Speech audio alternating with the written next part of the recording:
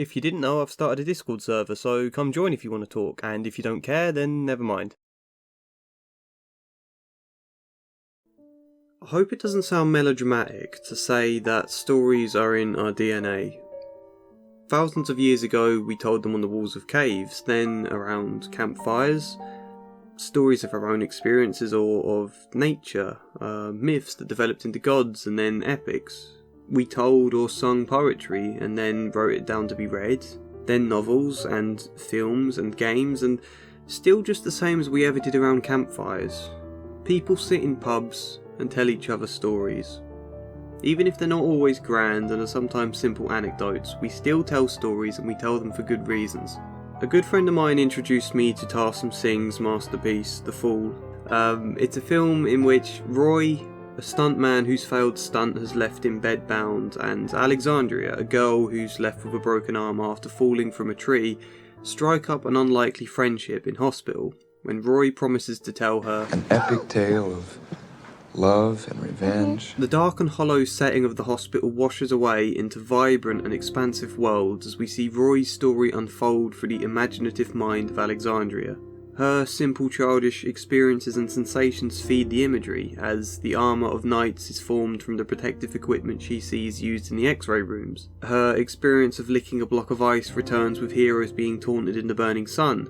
We see notes and maps drawn with the same holes Alexandria cuts into her own letters. And we hear the phrase googly googly that an old man told her to repeat when something scares her becomes the magic spell of a mystic. And all the characters of the world in the story are played by people Alexandria has seen around the hospital.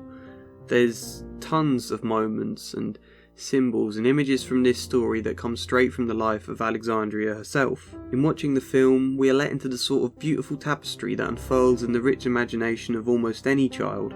And it's a film about two things in that sense. The first being the imagination of children, showcasing and reminding us just how creative they truly are, because this may be a story narrated by Roy.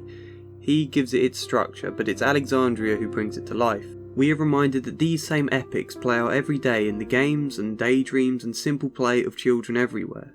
And speaking as a counsellor in that sense, who works with primary school children, epics like this unfurl in all their play, and it's fun. Roy's story is a swashbuckling adventure of misfits: the masked bandit, Otter Benga, Luigi, the Indian, Charles Darwin, Mystic. It's fun, just as the world's children imagine as they run around the playground or the garden are fun. That's their simple and innocent purpose: fun. The second thing the film is about is storytelling itself. Alongside a fool that he fears may have left him paralysed, Roy has also lost the love of his life to the leading actor of the film that he'd been working on. Those two combined have left him broken-hearted and suicidal. Roy is using the story he tells as a way to manipulate Alexandria and get her to fetch him morphine pills so that he can end his life. That story was just a trick to get you to do something for me. That's his plan, but again, the story begins as a simple, innocent story meant to entertain and win round Alexandria so that he can then trick her into fetching pills. There's not meant to be any meaning to the story in that sense, it's just a simple, entertaining tale. Except it isn't. Gradually, we realise it's becoming Roy's life. His own story of lost love and failure and betrayal playing out again. The leading actor he lost his love to becomes this story's villain, Governor Odious. And we hear of women being captured and taken from their lovers repeatedly, be that the Indian's wife or the masked bandit's lover, all stolen away just as Roy feels his wife was, leaving him, the Indian, and the masked bandit all desolate. And the image of the fool itself, the very fool that broke Roy's back and ruined his life, we see that same fool again and again, time after time in every moment of this story. Because Roy only has one story to tell: the fool. In creativity, I don't think we can help but draw on our own emotions and own experiences, just as Alexandria has been doing in all the imagery of the story. Roy does exactly the same until the line between this story and his own blurs. Roy's story is the fool. It's as simple as this: everything I love is taken from me.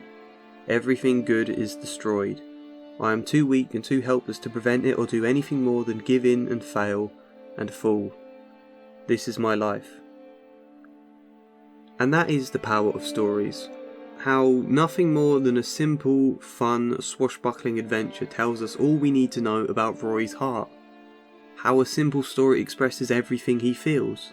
The crucial fact, however, is that although the line between fantasy and reality has blurred, this story is not Roy's actual life. It's just how he sees his life, how he feels about his life. Everything good is destroyed, and I am too weak to do anything more than give in and fall. Because it is fantasy, because it's not actually Roy's life but an expression of it, the story can change. Which is where Alexandria comes in. Her own imagination is as much a part of this story as Roy's, and subtly she changes things. What Darwin's been searching for all his life becomes Fluttere. What? Butterfly. That's a good guess. and buccaneers become bandits. What should have been a red Indian becomes an Indian in her mind. And slowly, her changes become bigger as she becomes much less a passive listener and more an active participant. Evelyn is meant to be killed in Rory's story, but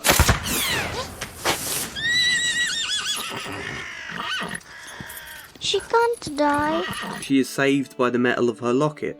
And where Roy has become the masked bandit, Alexandria becomes his daughter, a second bandit who has been hiding away in his bag the whole time. Right at the crucial moment where Roy expresses his heart, his story most clearly, everything good is destroyed. There was no one left to save them. At that moment, Alexandria puts herself into the story to free him. And then the conflict continues. It rises as the stories they're each trying to tell start to clash. Roy's the story of destruction and death, and Alexandria's the story of fluttere, butterfly, of life and hope and love. It comes to its finale as the heroes make one last desperate attempt to reach Governor Odious, an attempt that Luigi exclaims, It's a suicide for all of us. We're going. and then one by one we watch each of the heroes die. And these black nights swarm, covering our rich heroes of brighter, more vibrant colours into darkness, and life falls into death, hope falls into depression.